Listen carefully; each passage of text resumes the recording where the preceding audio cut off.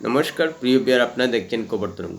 শরীফ ওসমান হাদির মৃত্যুর পর বাংলাদেশ অশান্ত, আগুন জ্বলছে। ছায়ানট, উদীচীর মতো সাংস্কৃতিক প্রতিষ্ঠান ধ্বংস হয়ে গেছে। সংবাদপত্র প্রথম আলো এবং ডেইলি স্টারের অফিস ভাঙচুর করে দেওয়া হয়েছে। সারা বাংলাদেশ জুড়েই অশান্ত অবস্থা ধারণ করেছে। এইসব অশান্ত পরিস্থিতি কিন্তু সরকারের প্রধান উপদেষ্টা হিসেবে মোহাম্মদ ইউনূস সামলাতে পারছেন না, সুষ্ঠু পরিবেশ বজায় রাখতে পারছেন না, শান্তি শৃঙ্খলা বজায় রাখতে পারছেন না, বাংলাদেশের জনতাকে শান্ত করতে পারছেন না। সরকারের প্রধান উপদেষ্টা হিসেবে জনতা অশান্ত হয়ে গেছে, আইন নিজের হাতে তুলে নিয়েছে, আইন তারা মানছে না। ওসমান হাদির মৃত্যু হয়েছে, আইনের মাধ্যমে বিচার করা হবে, সেই পরামর্শটা বাংলাদেশের জনতাকে দিতে পারছেন না প্রধান উপদেষ্টা হিসেবে মোহাম্মদ ইউনূস। আসলে মোহাম্মদ ইউনূসই আইনের মাধ্যমে যে কোনো অপরাধীর বিচার হোক সেটা চান না, এবং সেটা জনতার হাতে দিয়েছেন, যার কারণে জনতা নিজেরাই বিচার করে দিচ্ছে। আর এই কারণেই বাংলাদেশের মানুষের ওই যে ধন সম্পত্তির ক্ষতি হচ্ছে, বাংলাদেশের মানুষের যে জানমালের ক্ষতি হচ্ছে, সেটা তারা বেমালুম ভুলে গেছে, যার কারণে নিজের দেশের সম্পত্তি নষ্ট করছে, নিজের দেশের মানুষেরকে ক্ষতিগ্রস্ত করছে। ইতিহাস যদি কখনো স্মরণ হয় তাহলে গত 1.5 বছরে মোহাম্মদ ইউনূস বাংলাদেশে যে শাসন কার্য চালিয়েছেন তাতে মোহাম্মদ ইউনূসকে কলঙ্কিত বলে গণ্য করবে। কারণ মানব সভ্যতার যেসব বৈশিষ্ট্য রয়েছে, সভ্যতার ক্ষেত্রে, রাষ্ট্র সুষ্ঠুভাবে পরিচালনার ক্ষেত্রে একটাও মোহাম্মদ ইউনূসের আমলে দেখা যাচ্ছে না, যার কারণে ইতিহাস মোহাম্মদ ইউনূসকে নোবেলজয়ী বলে কখনো স্মরণ করবে না, স্মরণ করবে বাংলাদেশের কলঙ্কিত শাসক হিসেবে। প্রিয় ভিডিওটি ভালো লাগলে সাবস্ক্রাইব করবেন, এতে আপনার জীবনে কিন্তু আমাদের উপয়োগ করে দেবে। কিন্তু তার থেকে বড় কথা, মোহাম্মদ ইউনূস মোদির কাছে কোনো ধরনের নজর কাড়ার মতো ব্যবস্থা করতে পারছে না। একবার তো পায়ে ধরে সাক্ষাৎ করার ব্যবস্থা করেছিলেন, কিন্তু সেখানেও প্রতারণা করেছিলেন। তারপর থেকেই মোদির নজর কাটতে নানাভাবে চেষ্টা করে গেছেন মোহাম্মদ ইউনূস, কিন্তু কোনো কিছুতেই লাভ হচ্ছে না। যতবার ভারতকে নিয়ে হুমকি দিচ্ছেন মোহাম্মদ ইউনূস, তার সাকরেদরা, তবুও কিন্তু মোদি টু শব্দ করছেন না। কারণ মোদি বাংলাদেশের বর্তমান অবস্থা এবং মোহাম্মদ ইউনূসের চরিত্র, মোহাম্মদ ইউনূসের অবস্থান দেখে বুঝে গেছেন যে এই মোহাম্মদ ইউনূস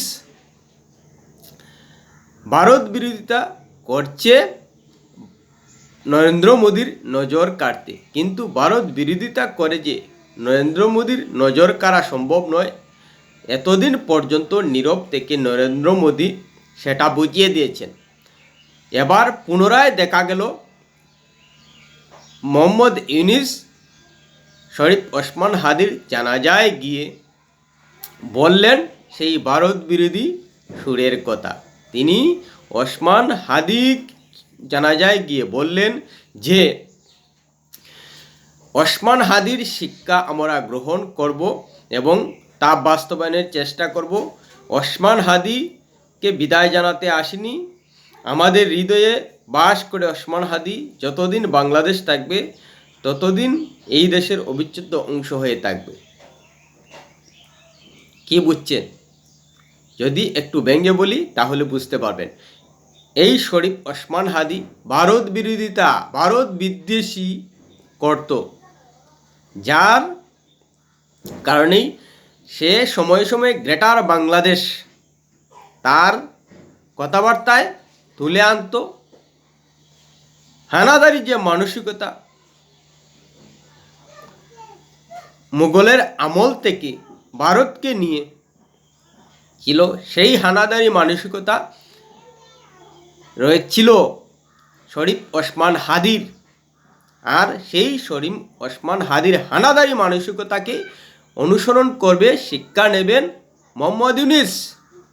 এবং মোহাম্মদ ইউনূস নিজেও একবার বলেছিলেন যে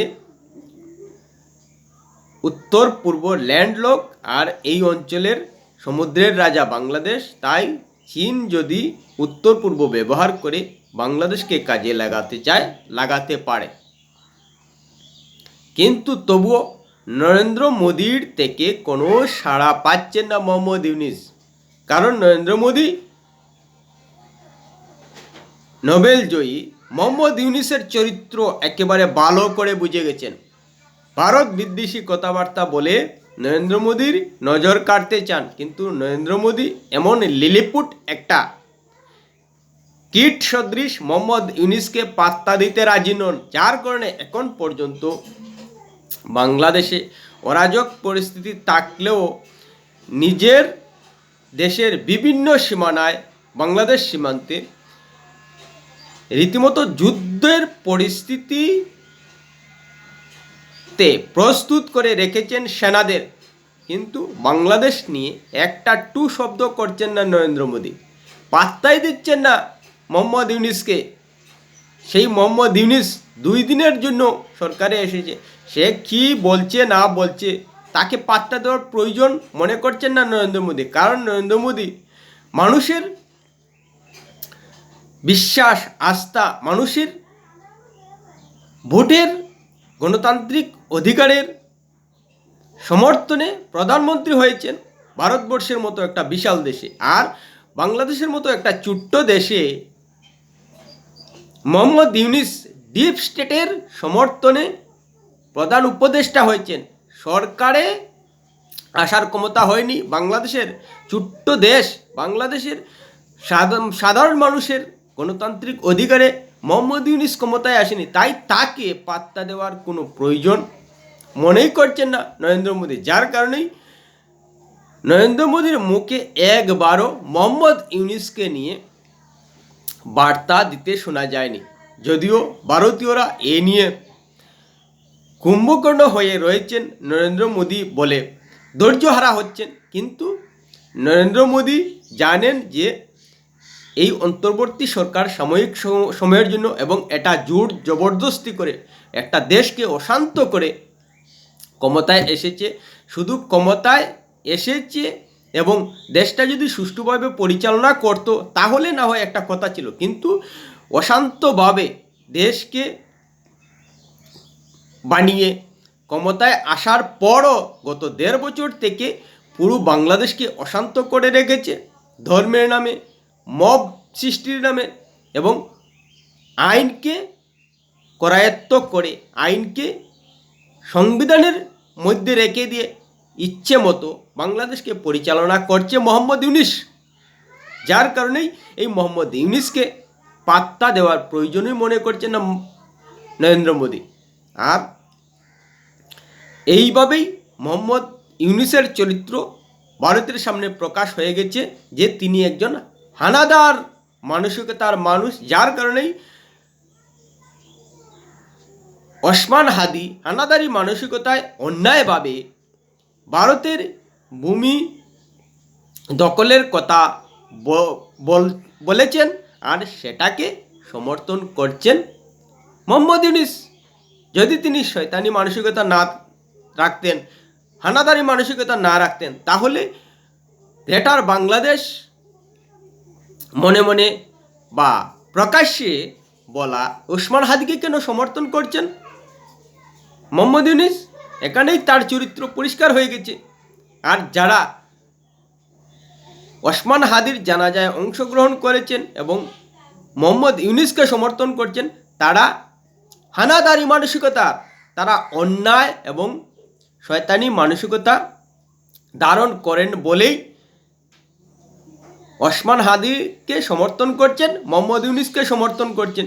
কিন্তু অপরপক্ষে যদি ভারতীয় যুবকদের ক্ষেত্রে তুলনামূলক বিশ্লেষণ করুন বাংলাদেশের যুবকদের সঙ্গে, রাত আর দিন মনে হবে যে বাংলাদেশের যুবকরা হিংসা, ঘৃণা, বিদ্বেষে শিক্ষা নিয়ে বাংলাদেশকে অশান্ত করে রেখেছে, কিন্তু ভারতীয় যুবকরা এসবের দ্বারও দাঁড়ছেন না এবং ভারত বিদ্বেষে বাংলাদেশের সমস্ত যুবক জুড়ে সুরে চিৎকার করে করে জানাচ্ছে, সে নিয়ে ভারতীয় যুবকরা প্রতিক্রিয়া দিচ্ছে না। আর এখানেই বাংলাদেশের যুবকদের সভ্যতা, শিক্ষা এবং নিজ মানসিকতার চরিত্র পরিষ্কার ফুটে উঠছে, যেটা ভারতীয় যুবকদের ধারে কাছেও যাবার ক্ষমতা রাখে না। প্রিয় ভিডিওটি ভালো লাগলে লাইক শেয়ার কমেন্ট করবেন।